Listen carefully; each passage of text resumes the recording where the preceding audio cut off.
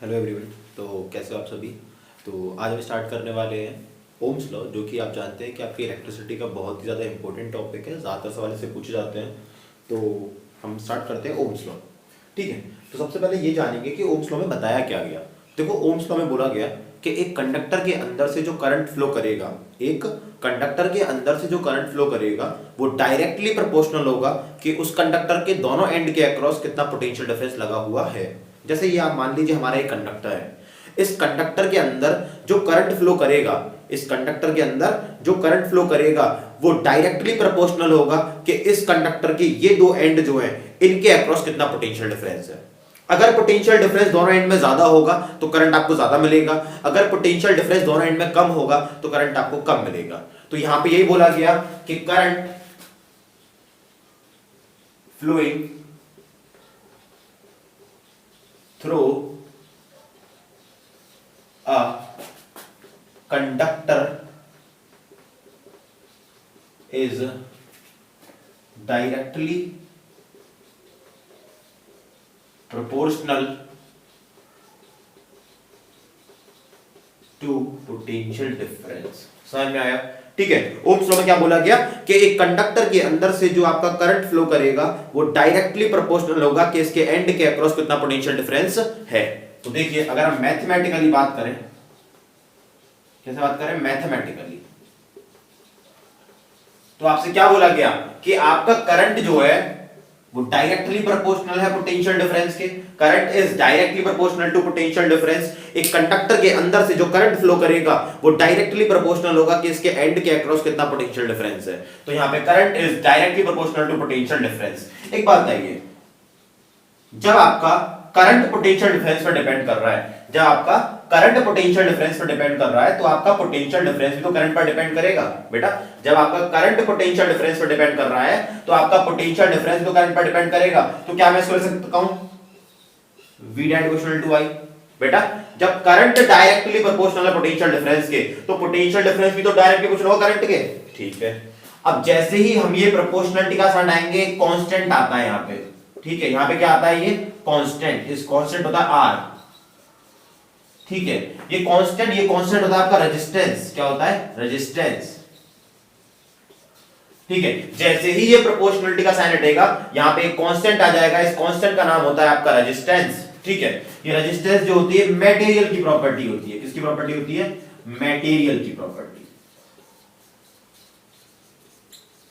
ठीक है, ये रेजिस्टेंस जो होता है ये मटेरियल की प्रॉपर्टी होती है। ये रेजिस्टेंस की वैल्यू ना तो करंट पर डिपेंड करती ना पोटेंशियल डिफरेंस पर डिपेंड करती। इस रेजिस्टेंस की वैल्यू ना तो करंट पर डिपेंड करती ना पोटेंशियल डिफरेंस पर डिपेंड करती, ये डिपेंड करती है मटेरियल पे। ठीक है, चलो देख लो इसको। चलो आगे से और एक्सप्लेन करते हैं।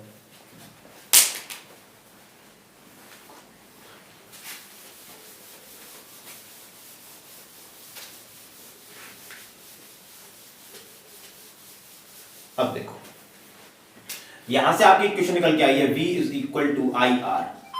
सबसे पहले इस इक्वेशन को हम बोलते हैं ओम्स इक्वेशन। क्या बोलते हैं, ओम्स इक्वेशन। क्योंकि ये ओम्स लॉ से इक्वेशन निकल के आई है तो इसको हम क्या बोलेंगे बेटा, ओम्स इक्वेशन बोलेंगे। अब देखो, V इज इक्वल टू क्या है आपका IR।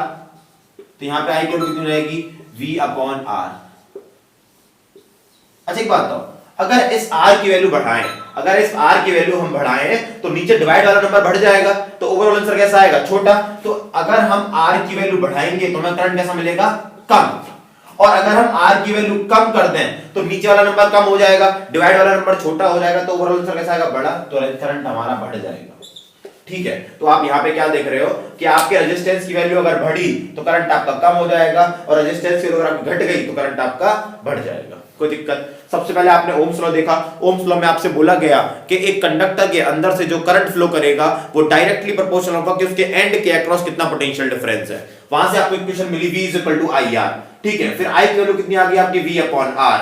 तो आप रेजिस्टेंस की वैल्यू बढ़ाएंगे तो करंट आपका कम हो जाएगा, अगर आप रेजिस्टेंस की वैल्यू कम कर देंगे तो करंट आपका बढ़ जाएगा। ठीक है, चलिए अब पहले जानते हैं रेजिस्टेंस के बारे में।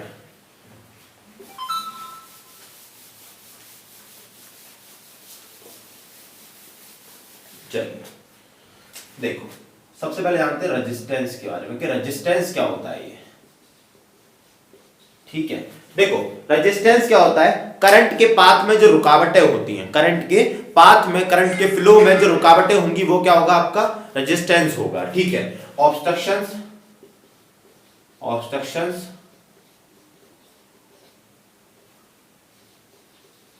इन द पाथ ऑफ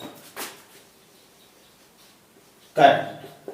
ठीक है, करंट के पाथ में जो रुकावटें होती हैं वो आपकी क्या कहलाती हैं, रेजिस्टेंस। इधर देखिए, इसको जो हम रिप्रेजेंट करते हैं वो तो आपको पता ही है पहले से, आर से इसको हम रिप्रेजेंट करते हैं। ठीक है, अब जैसे आप करंट को एम्पियर में नापते हैं, पोटेंशियल डिफरेंस को वोल्ट में नापते हैं, डिस्टेंस को मीटर में नापते हैं, टाइम को सेकंड में नापते हैं, ऐसे ही अपने रेजिस्टेंस की एसआई यूनिट जो होती है वो होती है ओम। आप इसको ओम में मेजर करते हैं, किसमें मेजर करते हैं, ओम में। ठीक है, इसको मेजर किसमें करते हैं हम, ओम में।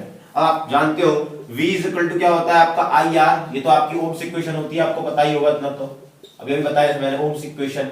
ठीक है, तो यहां से R की वैल्यू कितनी आ जाएगी आपकी, V/I, तो ये आपके रेजिस्टेंस का फार्मूला हो जाता है यहाँ पे।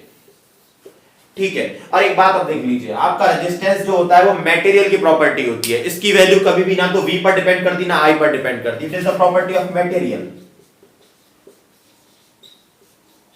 It is the property of material. ठीक है, समझ में आया पूरा, आपको पहले रेजिस्टेंस समझ में आया। रेजिस्टेंस का मतलब क्या होता है कि करंट के पाथ में जो रुकावटें होती हैं वो आपका क्या होता है, रेजिस्टेंस होता है। रेजिस्टेंस को रिप्रेजेंट करते हैं हम R से, इसको मेजर करते हैं हम ओम में। ठीक है, V = क्या होता है, IR, तो R की वैल्यू कितनी आ जाएगी, V/I। ठीक है, तो ये आपके रेजिस्टेंस का फॉर्मूला हो गया। आपको एक बात और पता होना चाहिए कि रेजिस्टेंस जो होता है वो मटेरियल की प्रॉपर्टी होती है, ना इसकी वैल्यू V पर डिपेंड करती ना इसकी वैल्यू I पर डिपेंड करती। जैसे मान लो मेरे पास ये कंडक्टर है, इसका रेजिस्टेंस जो है 5 ओम है, कितना है, 5 ओम। ठीक है, अब मैं इसको 10 वोल्ट की बैटरी से लगा दूं तब भी इसका रेजिस्टेंस 5 ओम रहेगा, मैं इसको 50 वोल्ट की बैटरी से लगा दूं तब भी इसका रेजिस्टेंस 5 ओम रहेगा, मैं इसको 1000 वोल्ट की बैटरी से लगा दूं तब भी इसका रेजिस्टेंस 5 ओम ही रहेगा, मैं इसको 2000 वोल्ट की बैटरी से लगा दूं तब भी इसका रेजिस्टेंस 5 ओम रहेगा। इसका रेजिस्टेंस कभी भी चेंज नहीं होता, ये सिर्फ मटेरियल की प्रॉपर्टी होती है। ठीक है, चलिए लिख करिए। ठीक है, चलो आगे दिखाते हैं। अब मेन जो है यहां पे वो है आपका ओम्स लॉ का ग्राफ। ठीक है, मेन चीज क्या है आपकी, ओम्स लॉ का ग्राफ। अब देखो, अगर आपको ग्राफ आ गया तो ग्राफ तो बहुत इंपॉर्टेंट चीज है। चलिए अब बात करते हैं Ohm's law graph, Ohm's law graph, ohms law का ग्राफ। देखो, सबसे पहले आपको क्या पता है, ओम्स लॉ में क्या बोला गया, V is directly proportional to I। ठीक है, ऐसा बोला गया। तो देखो यहां पे ग्राफ बनाओ, ये आपका पोटेंशियल डिफरेंस, ये आपका करंट। अच्छा देखो, आपको सही पता है, आपको पता है बेटा कि आपका ओम्स लॉ में किसके बारे में बात हुई, पोटेंशियल डिफरेंस और करंट के बारे में बात हुई। ठीक है, तो ग्राफ भी किसका बनेगा, पोटेंशियल डिफरेंस और करंट का। आपको पता है V is directly proportional to I, अगर I की वैल्यू बढ़ेगी तो V भी क्या होगा, बढ़ेगा, क्योंकि डायरेक्टली प्रोपोर्शनल, तो ग्राफ कैसा बनेगा, एकदम स्ट्रेट। ठीक है, तो ये तो ग्राफ हो गया ओम्स लॉ का। अब आपको यहां पे बात ये निकल के आती है कि आपके ओम्स लॉ का ग्राफ आपको देता क्या है। ठीक है, ये ग्राफ आपको V और I का ग्राफ आपको दे क्या रहा है, तो एक बात देखो, VI graph gives, VI graph gives resistance. ठीक है बेटा, VI ग्राफ आपको क्या देता है बेटा, यहां पे रेजिस्टेंस देगा। ये बात आपको याद रखनी पड़ेगी कि VI ग्राफ आपको हमेशा क्या देगा, रेजिस्टेंस देगा। तो इस बात को प्रूफ करवाएं हम, कैसे प्रूफ करते हैं, देखो स्लोप, ग्राफ के अंदर स्लोप पता होगा क्या होता है, चेंज इन y एक्सिस, स्लोप होता है चेंज इन y एक्सिस अपॉन चेंज इन x एक्सिस। देखना ध्यान से। अच्छा ठीक है, ये तो स्लोप ही रहने दो इसको तो। अच्छा, y एक्सिस पे आपका क्या है बेटा, v है, x एक्सिस पे क्या है आपका, i है, v अपॉन i क्या होता है, r। तो आपने देखा कि हमने बेटा यहां पे आपके VI ग्राफ का स्लोप निकाला, VI ग्राफ का क्या निकाला हमने, स्लोप निकाला, तो वो आपको क्या मिल रहा है, रेजिस्टेंस। तो देख रहे हो आप, आपका VI ग्राफ आपको क्या दे रहा है, रेजिस्टेंस दे रहा है। ठीक है, चलो, जिसका स्लोप ज्यादा होगा उसका रेजिस्टेंस भी ज्यादा होगा, अगर आपका स्लोप कम होगा तो आपका रेजिस्टेंस भी कम होगा। ठीक है, कोई दिक्कत बताओ। सबसे पहले हमने आपको ओम्स लॉ का ग्राफ पढ़ाया। ओम्स लॉ का ग्राफ देखो, आपको पता है V is directly proportional to I। आपके ओम्स लॉ के अंदर V और I के बारे में बात हुई है, तो ग्राफ भी किसका बनेगा, V और I का। तो आपको पता है V is directly proportional to I, अगर I की वैल्यू बढ़ेगी तो V भी बढ़ेगा, तो ग्राफ कैसा आएगा, स्ट्रेट। अब ये बात आती है कि VI ग्राफ आपको देता क्या है, VI ग्राफ आपको देता क्या है, तो VI ग्राफ आपको देता है बेटा रेजिस्टेंस। क्या देता है आपको, रेजिस्टेंस। ठीक है, ये बात तो मैंने आपको बता दी, फिर मैंने आपको प्रूफ करके दिखाया कि कैसे रेजिस्टेंस देता है। तो ये ग्राफ का हम क्या निकालते हैं, स्लोप निकालते हैं। तो आपको पता है ग्राफ का स्लोप क्या होता है, change in Y axis upon change in X axis. ठीक है, ये तो स्लोप हो गया। अच्छा, वाई एक्सिस पे यहाँ पे क्या बेटा आपका v है, तो v रख दिया। चेंज इन एक्स एक्सिस पे क्या बेटा i है, तो i रख दिया। v अपॉन i क्या होता है आपका r होता है। ठीक है, इसका मतलब अगर स्लोप की वैल्यू बढ़ेगी तो रेजिस्टेंस भी बढ़ेगा, स्लोप की वैल्यू कम होगी तो रेजिस्टेंस भी कम होगा। अब बात आती है स्लोप क्या होता है।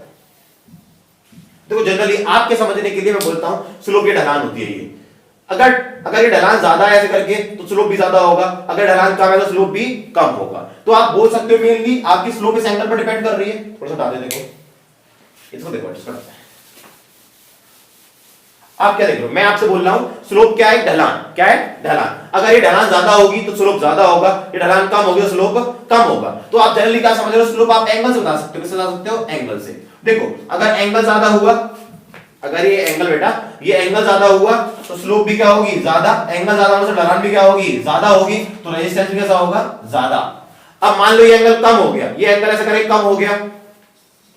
जब ये ऐसे करके एंगल कम हो गया तो क्या होगा, स्लोप भी कम हो जाएगा, ढलान भी कम हो जाएगा,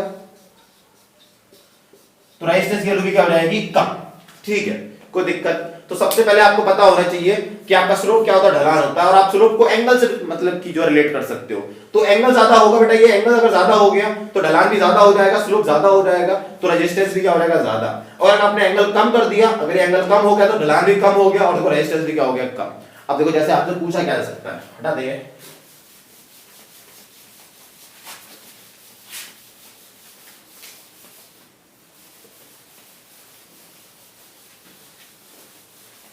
चलो देखो आपसे पूछा जाएगा, मान लो जी कि आपका ये वायर है, ये दूसरा वायर, ये वायर ए है, ये वायर बी है, ये आपका वी है, ये आपका आई है। ठीक है, कोई दिक्कत। आपसे पूछा जाएगा which wire has more resistance, which wire has more resistance.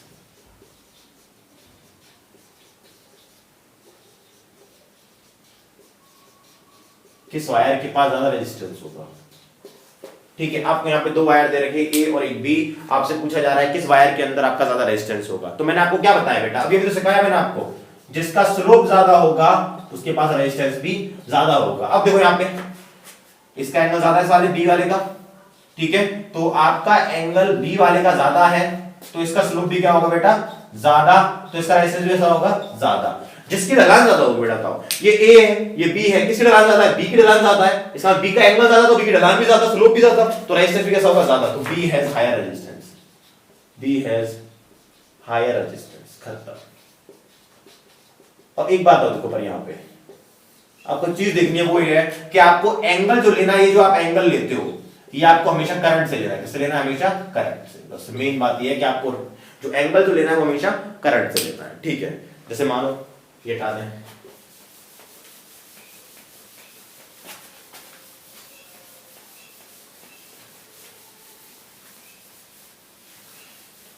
मानो इस तरीके से आपको ग्राफ इस तरीके से मिल जाएगा। अभी इधर आपको V दे दे, इधर आपको I दे दे, ये वायर दे दे, ऐसे ये वायर B मान लो, ये वायर A मान लो। अब आपसे पूछ ले बताओ किस वायर का रेजिस्टेंस ज्यादा होगा। तो आप एंगल किससे देखोगे, करंट से। मैंने आपको पहले बताया कि जो आप एंगल देखोगे वो आप हमेशा किससे देखोगे बेटा, करंट से देखोगे।